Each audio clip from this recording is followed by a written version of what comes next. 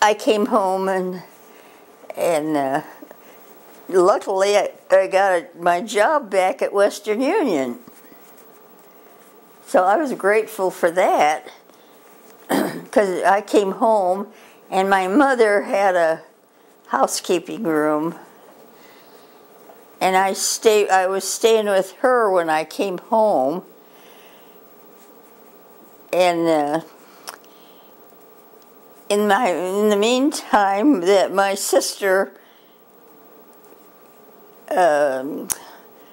got married.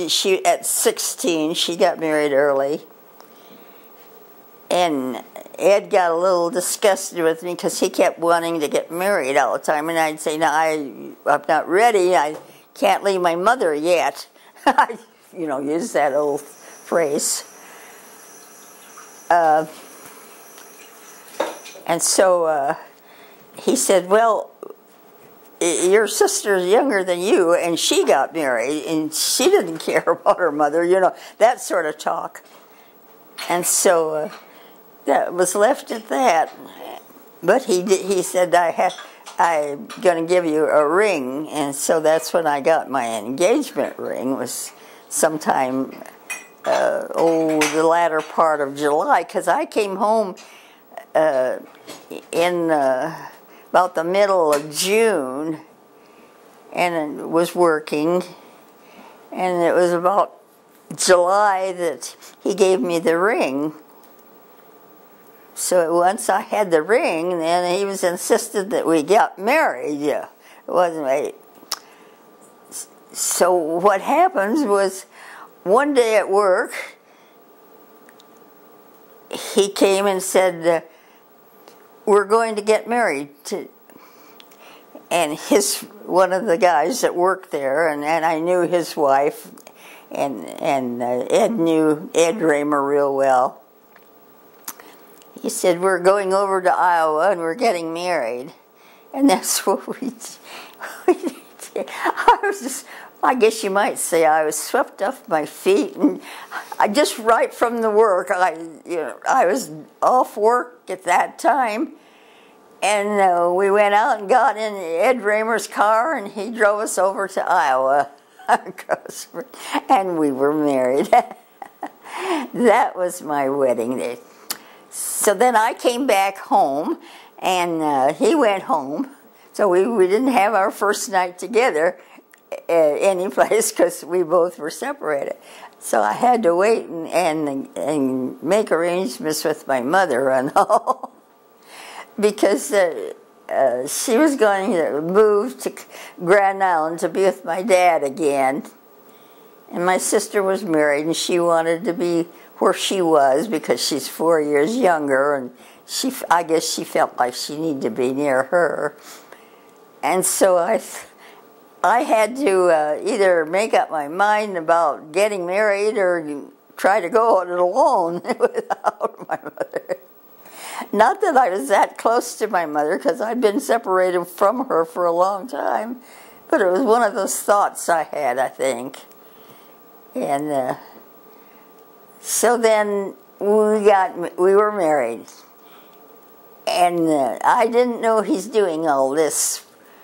But in the time before we got together, he had gone out and he rented a 2-room apartment, a kitchen and a bedroom, and the bedroom had Murphy beds in it, so they rolled down from the closet, So he had gone to the furniture store. Now they lived, when he was still at home, they lived next door to a furniture owner, Broadkey Furniture in Omaha, and he was acquainted with their son and was palled around with him quite a bit. And he went to the furniture store and he picked out a living room set and end tables and a overstuffed chair. What you put in the living room, he fixed, with a mirror over the little end table down one wall. He got all of that, put it in that one-room apartment or a two-room apartment.